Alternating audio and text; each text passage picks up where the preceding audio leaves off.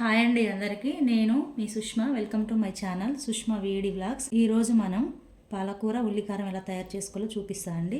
వేడి వేడి రైస్లోకి ఇలా ఉల్లికారం తయారు చేసుకొని తింటుంటే చాలా టేస్ట్ ఉంటుందండి.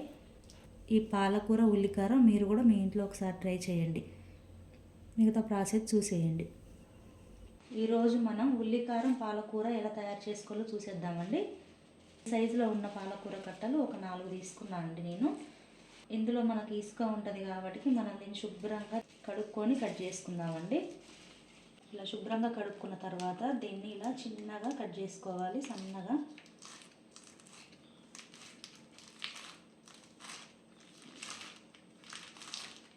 ఇలా చిన్నగా కట్ చేసుకుంటేనే మనకు తొందరగా మగ్గిపోతుంది పాలకూర.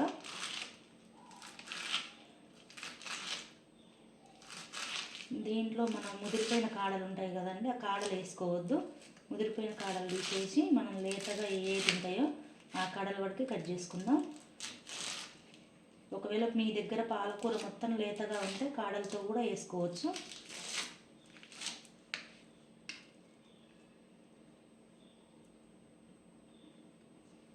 ఇంకో ఇలా ఉన్న కాడలు తీసేయాలండి. ఇవి వేస్తే మనకి తొందరగా మగ్గిపోవు. ఇలా ముదిరిపోయిన కాడలని తీసేసుకోవాలి. ఇప్పుడు మిగతాది కూడా ఇలానే కట్ చేసుకున్నాం కదండి, ఇలా చిన్న చిన్నగా కట్ చేసుకోవాలి.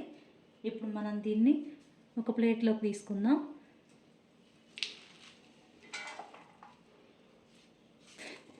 ఇలా కట్ చేసుకున్నాం కదండి. ఇప్పుడు ఈ ప్లేట్ని పక్కన పెట్టేసి ఇందులో కావాల్సినవి ఏంటియో చూపిస్తా. ఇందులోకి నేను ఇప్పుడు ఒక 2 ఉల్లిగడ్డలు తీసుకున్నా అండి, మీడియం సైజు. మీకు కావాలంటే ఒక 3 అయినా వేసుకోవచ్చు. మీకు ఎంత క్వాంటిటీ కావాలో అన్ని ఉల్లిగడ్డలు వేసుకోవచ్చు. నాకు మాత్రం ఈ 2 సరిపోతాయండి. ఇప్పుడు ఇందులోకి మనం వెల్లుల్లి రెబ్బలు నేను ఇలా పొట్టు తీసేసుకుంటున్నాను అండి. మీరు పొట్టు తీయకుండానే వేసుకోవచ్చు. అలానే ఇందులోకి 1 స్పూన్ కారం. ఇప్పుడు మనం దీన్ని పేస్ట్ లెక్క పట్టుకోవాలండి. మరీ మెత్తగా పట్టుకోవద్దు, కొంచెం బరకగా పట్టుకోవాలి. ఇలా ఉంటే సరిపోతుందండి. ఇలా బరకగా పట్టుకోవాలి ఎప్పుడైనా. నా దగ్గర రోల్ లేదండి, మీ దగ్గర రోల్ ఉంటే మాత్రం రోల్లోనే దంచుకోండి. రోట్లో అయితేనే టేస్ట్ మంచిగా వస్తుంది. ఇంకా దీనికంటే ఇంకా డబల్ టేస్ట్ ఉంటుందండి రోట్లో అయితే. అక్కడక్కడ నేను చెప్పా కదండి మెత్తగా పేస్ట్ పట్టుకోవద్దని, అక్కడక్కడ ఇలా ఉండాలి. ఇలా మనకు ఆనియన్స్ అక్కడక్కడ కనిపిస్తూ ఉంటేనే మనకి పాలకూర ఉల్లికారం చాలా టేస్ట్ వస్తుంది.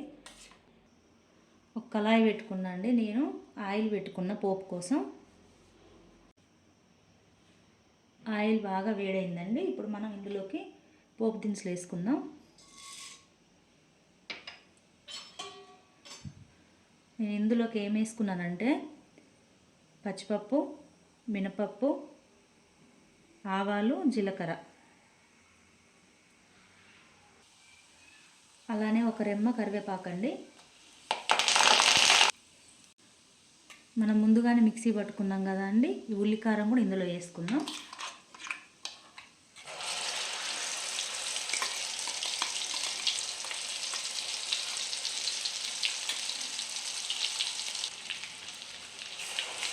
ఇప్పుడు దీన్ని ఇలా కలుపుకోవాలండి బాగా.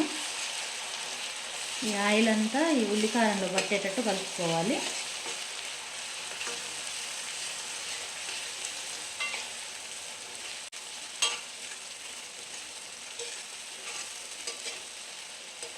ఈ ఉల్లికారం అంతా కొంచెం దగ్గర అయ్యే వరకు ఉంచుకుందాం.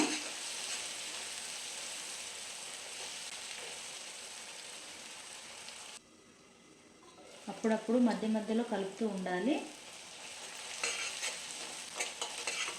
లేకపోతే అడుగు మాడిపోతుందండి. ఉల్లికారంలో కొంచెం తేమ అలానే ఉంది కదా, ఇదంతా కొంచెం గట్టిగా కావాలి. పేస్ట్ అంతా దగ్గర అయ్యే వరకు బాగా మగ్గబెట్టుకోవాలి.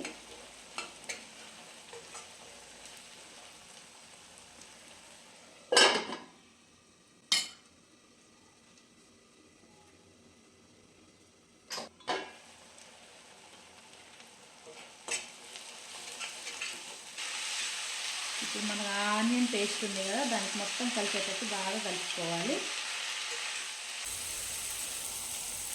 ఇప్పుడు ఇందులోకి మనం కొంచెం పసుపు, కొంచెం సాల్ట్, అలా వేసుకొని బాగా మొత్తం కలిసేటట్టు కలుపుకోవాలండి.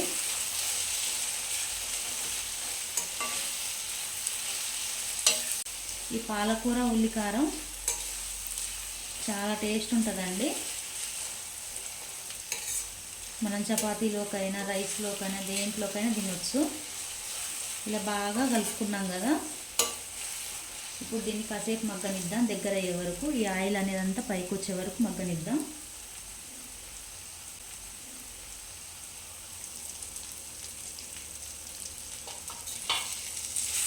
చూడండి ఆయిల్ అంతా పైకి తేలింది కదా, ఇలా మగ్గనివ్వాలి బాగా.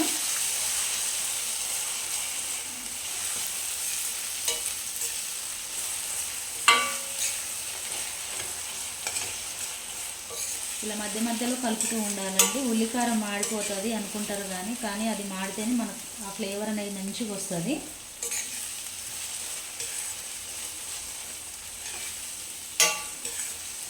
ఇంకాస్త దగ్గరకు కావాలి.